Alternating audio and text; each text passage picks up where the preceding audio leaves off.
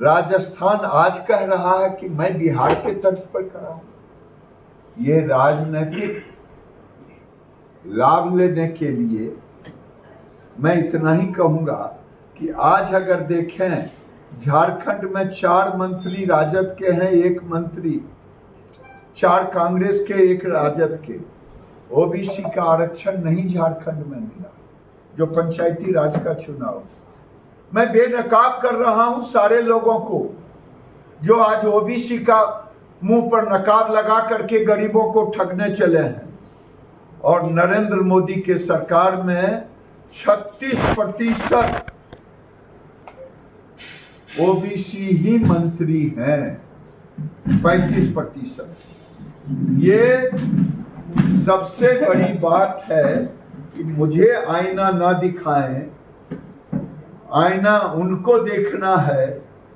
आज 27 मंत्री हैं नरेंद्र मोदी के मंत्री परिषद में जो ओबीसी हैं, जो 35% से ज्यादा है। ये बताएं लालू जी, नीतीश जी, ये बताएं कांग्रेस, झारखंड में नहीं पंचायती राज का कराया और आज ओबीसी की चिल्लाहट कर रहे हैं, ओबीसी का हक मुसलमानों को दे रहे हैं। ये नहीं चलेगा। ओबीसी का विरोधी है। जब जब बीजेपी की सरकार आई, पहले काका कालेकर को कमीशन को खारिज किया, दूसरा कमीशन बनाया नहीं। जब अडवाणी अटल जी 78 में सरकार में आए तो मंडल कमीशन बना। 80 में इंदिरा जी को रिपोर्ट दिया, उन्होंने कोई कार्रवाई 10 साल नहीं की। राहुल जी, 3 सेक्रेटरी इसीलिए हुआ कि आपकी दादी अगर ओबीसी कानून लागू किए होते 3 नहीं 30 सेक्रेटरी दिल्ली में होते। और आज लालू जी कांग्रेस के गोद में खेल रहे हैं, कभी सर्वेक्षण नहीं कराया। इसलिए मैं कहना चाहता हूं, राहुल गांधी ये बताएं कि मनमोहन सिंह ने कहा था वो सही है या जो आप कह रहे हैं वो सही है। मनमोहन सिंह ने कहा था देश के संसाधन पर पहला अधिकार मुसलमानों का है।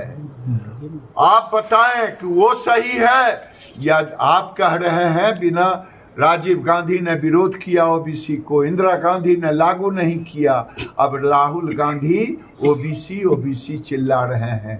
ये घड़ियालू आंसू बहाना बंद करें। उस दिन राजीव गांधी ने उस सदन में ओबीसी का विरोध किया। मैं राहुल गांधी को याद दिलाना चाहता हूं कि जब भी कुछ बोलें तो जरा पीछे भी अपने परिवार को झांक करके देखें। आपके पिताजी ने, राजीव गांधी ने विरोध किया, आपकी दादी ने कुछ नहीं किया। सेक्रेटरी की चर्चा तो करते हैं। अगर ओबीसी 80 में मंडल कमीशन के रिपोर्ट को अगर लागू कर दिया गया होता तो शायद आज राहुल गांधी को ये कहने का मौका नहीं मिलता कि 3 ही सेक्रेटरी क्यों।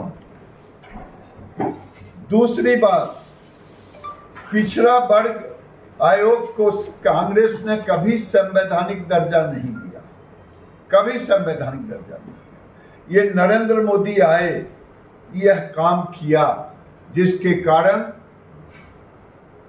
नवोदय से लेकर के आईआईटी तक 4 लाख ओबीसी के बच्चों को आरक्षण मिला पढ़ाई में।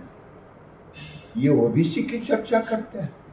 आज लालू यादव और नीतीश कुमार कांग्रेस के गोद में खेल रहे हैं, जिसने ओबीसी का विरोध किया। और मैं आज आपसे कहना चाहता हूं, नरेंद्र मोदी ने आज जितनी योजना लाई है, आप, मेरा निवेदन है कि आप उसे गंभीरता से देखें। उसमें ओबीसी है। आप देखिए जनधन योजना, इसमें कौन था वंचित? ओबीसी। उज्ज्वला योजना, इसमें कौन वंचित था? ओबीसी। स्वच्छता, स्वनिधि, आज वेंडर लोग कौन था? ओबीसी। हरे राम नहीं है आज लगता है। मुद्रा कौन था? ओबीसी। घर नल जल कौन था? ओबीसी। ऐसी तमाम योजनाओं से, और अभी 13,000 करोड़ का विश्वकर्मा लाया योजना, ये उन्हीं के लिए है जो हाथ से काम करते थे, उनके लिए 3 लाख तक का ये देने का है लोन का। ये हम जो भी काम किया है वो ओबीसी के लिए। आज कांग्रेस और लालू जी और नीतीश कुमार ओबीसी का पौधा बनते हैं। मैं एक चीज कहना चाहता हूं, बिहार भी उससे अछूत नहीं है।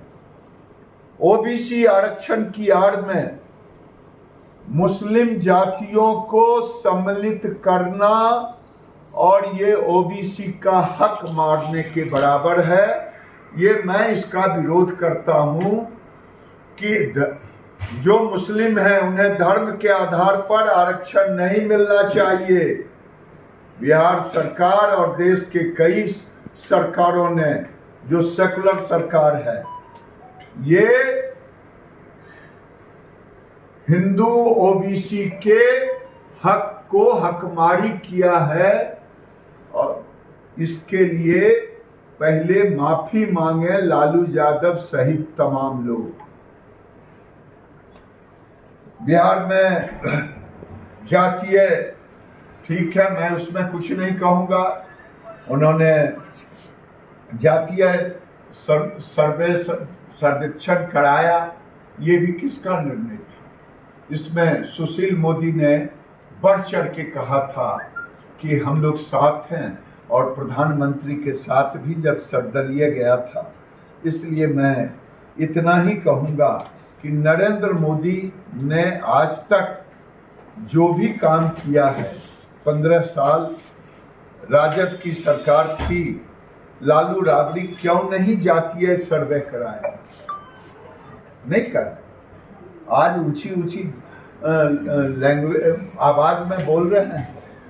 Anjali couture, house of design lehenga, जहां आपको मिलता है bridal lehenga, crop top lehenga, engagement lehenga और मनपसंद डिजाइन्स में पार्टी वेयर लहंगा। खुद का डिजाइन लाएं और स्पेशल लहंगा बनवाएं। अंजलि कॉचूर, प्रगति टावर, 2nd फ्लोर, सगुना मोड़, संत कैरन सेकेंडरी स्कूल के सामने, बालाजी नगर, पटना। हमारा नंबर है 8789150861। ये लो, मुंह मीठा करो। आज मैंने अपना जॉब छोड़ दिया, अब हम पूर्णिया वापस जाएंगे। जॉब छोड़ दिया है? मतलब ये घर कैसे चलेगा? हम करेंगे क्या? और माँ बाबूजी क्या बोलेंगे? इसलिए मैं एक और मिठाई का डब्बा लाया। अपने बिजनेस के लिए लोन अप्रूव हो गया। अरे लोन अप्रूव हो गया वो तो ठीक है, लेकिन पूर्णिया में हम रहेंगे कहाँ? अपना घर भी तो नहीं है वहाँ। इसलिए तो एक और मिठाई का डब्बा अलग से लाया हूँ। हमने पूर्णिया में घर ले लिया है, पूर्णिया के ई होम्स पैनोरमा में। पूर्णिया में पैनोरमा ग्रुप लेकर आए हैं ई होम्स पैनोरमा। बड़ा घर, आलीशान जिंदगी और अत्याधुनिक सुविधाओं के संग। अरे अब क्यों मुंह मीठा करवा रही हो? क्योंकि हम घर वापसी जो कर रहे हैं। घर वापसी की खुशी पूर्णिया में ई होम्स पैनोरमा के संग। E Homes Panorama, luxurious lifestyle redefined.